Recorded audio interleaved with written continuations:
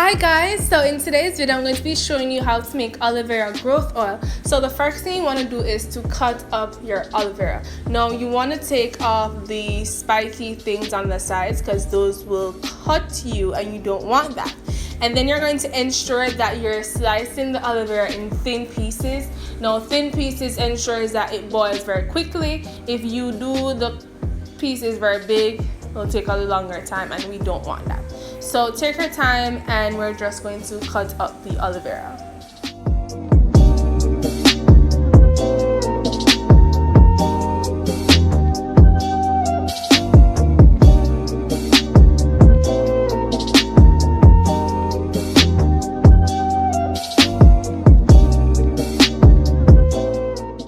I cannot stress this enough. Ensure that you're cutting thin pieces so that it takes less time to boil.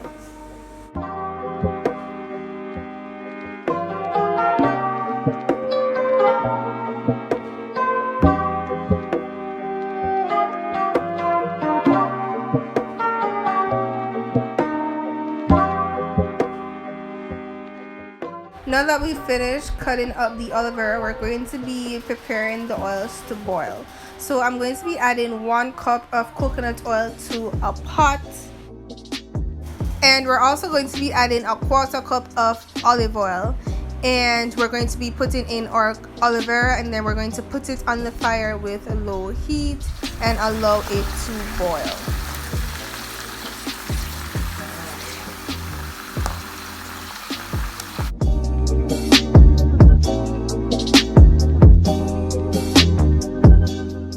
You're going to allow the oil to boil until you see the aloe vera start turning brown. That tells you that it is ready, and you're going to turn off the fire and leave it to cool.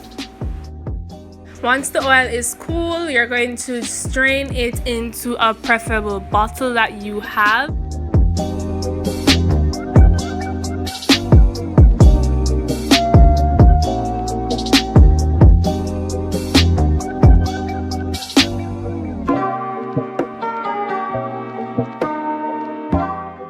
I'm also going to add 2 tablespoons of castor oil and 2 1/2 teaspoons of peppermint oil.